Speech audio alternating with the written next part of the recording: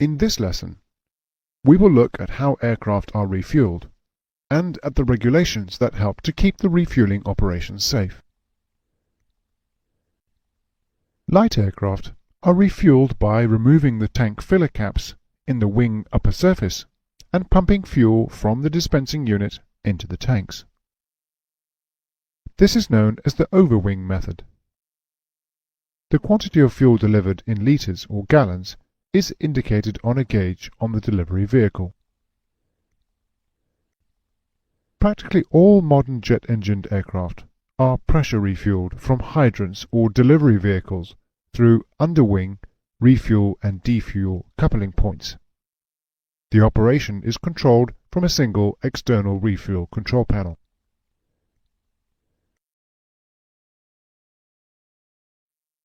An example of an external refuel control panel for a jet-engined aircraft is shown here. This particular aircraft has 3 fuel tanks. The quantity of fuel in each tank in thousands of kilograms is displayed here. The blue high-level light will illuminate to indicate that the high-level float switch has operated to close the refuel valve because the tank is full. Each fuel tank has a 3-position refuel valve switch. The switches are guarded to the normal position. With its switch in normal, a tank's refuel valve is controlled by the automatic refueling computer. The open position opens the refueling valve unless the tank is full. In this case, the high-level float switch or volumetric top-off unit will close the valve and the associated high-level light will come on. In the shut position, the associated refuel valve will remain closed. The 3-position mode select switch is guarded to the off position. With the switch in this position, the refuel system is de-energized and the refuel valves are closed. With the switch to refuel, the refuel valves can be controlled either by their individual switches or the automatic refueling computer. With the switch to the defuel transfer, the transfer valve will open to allow fuel to be pumped from the tanks back into the tanker. The amber open light will illuminate. The test switch is a 3-position switch, spring-loaded to the center off position. When it is held to the high-level position, operation of the high-level float switches or volumetric top-off units is tested. If they are serviceable, the blue high-level lights will illuminate. The lights position tests all of the lights and puts 8s in all of the quantity windows.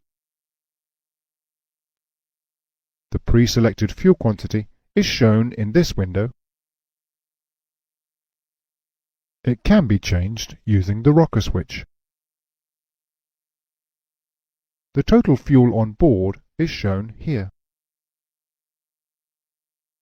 The end light illuminates when automatic refueling is complete.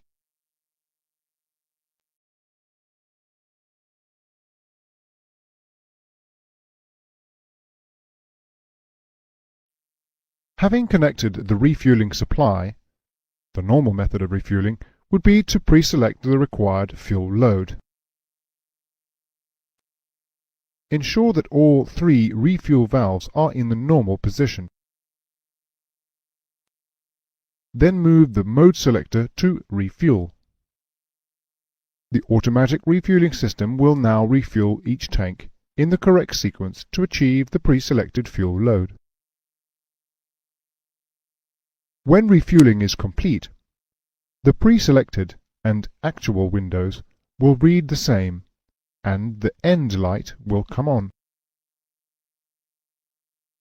The mode select switch should now be returned to the off position.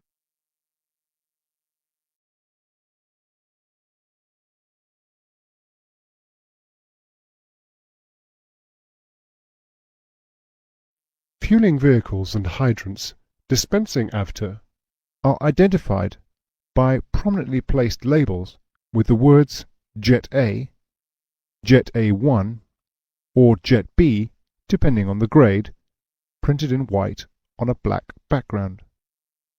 Fueling vehicles dispensing avgas are identified by prominently placed labels with the word avgas and the grade, for instance 100 LL, printed in white on a red background. Before refueling an aircraft, fueling zones must be established. These zones will extend at least 6 meters or 20 feet radially from the filling and venting points on the aircraft and the fueling equipment, covering all areas where fuel vapor may be expelled during refueling. Within these zones, the following restrictions apply. There must be no smoking. The use of photographic flash bulbs or electronic flash equipment is not permitted. If the exhaust of an auxiliary power unit or APU, which is required during the refueling operation, discharges into a fueling zone, then it must be started before filler caps are removed or fueling connections made. If the APU stops for any reason during refueling, it should not be started again until fueling has ceased and there is no danger of igniting the fuel vapors. Electrical ground power units, or GPUs, should be located as far away as practically possible from the fueling zones and not be connected or disconnected while fueling is in progress. Only authorized personnel and vehicles should be allowed within the refueling zones, and their number should be kept to a minimum.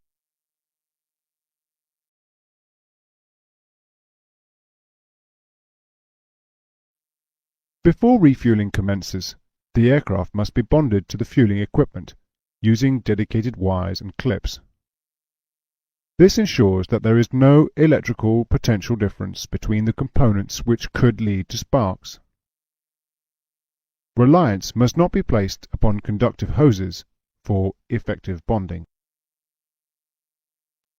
When overwing refueling, the hose nozzle must be bonded to the aircraft structure before removing the tank filler cap. Similarly, any funnels, filters or cans that are used must be bonded to the aircraft. Plastic funnels or pipes must never be used. When underwing pressure refueling, the mechanical metal-to-metal contact between the aircraft fitting and the nozzle end eliminates the need for a separate hose end bonding cable.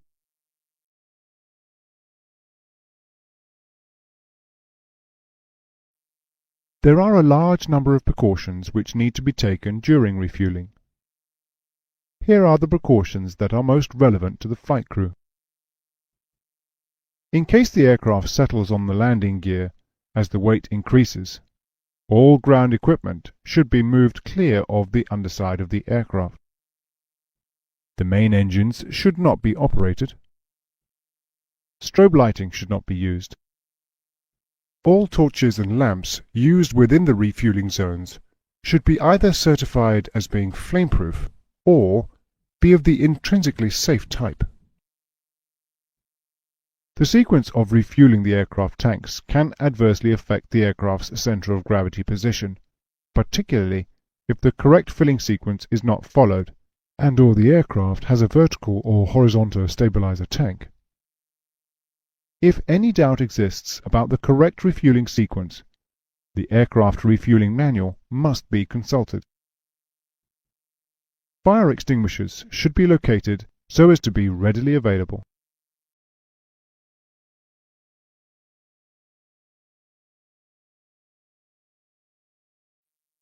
There are a number of special hazards that need to be looked out for during refueling operations.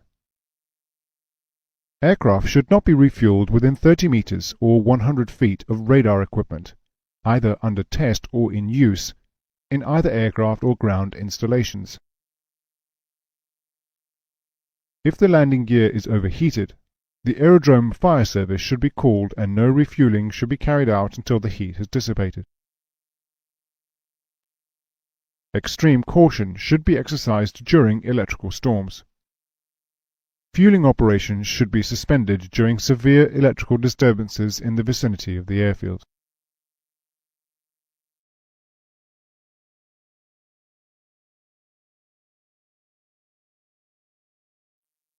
To reduce turnaround time, and for security reasons, the regulations permit airline operators of fixed-wing aircraft to allow passengers to embark, disembark, or remain on board during fueling operations, provided the following safety procedures are followed.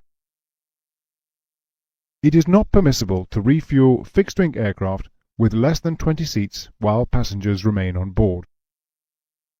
Passengers must disembark if avgas or Jet B is being used. One qualified person must remain at a specified location during refueling operations with passengers on board.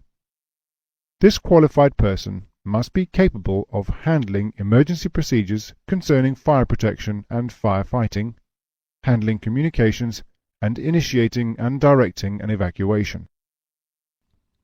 Crew, staff, and passengers must be warned that refueling is about to take place.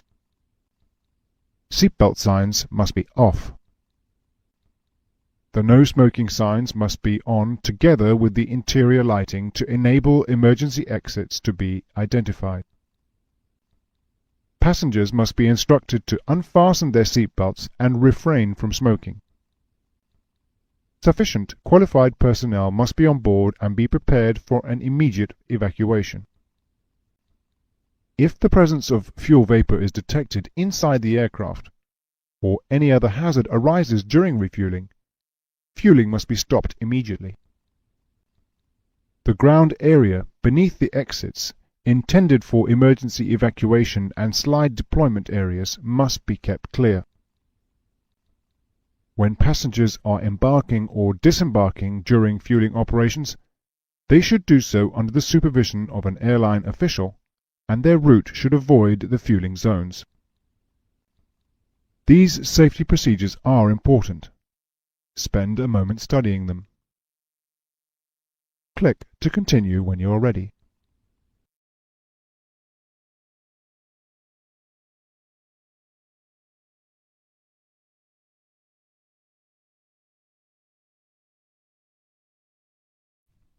That is the end of the lesson. The points to remember are that light aircraft may be refueled by the overwing method, but practically all transport jet aircraft are pressure refueled through a single point, normally under the wing. When overwing refueling, the hose nozzle must be bonded to the aircraft structure before removing the tank filler cap. Here on screen is a list of the safety precautions that should be taken during refueling. Click to continue when you have finished studying them.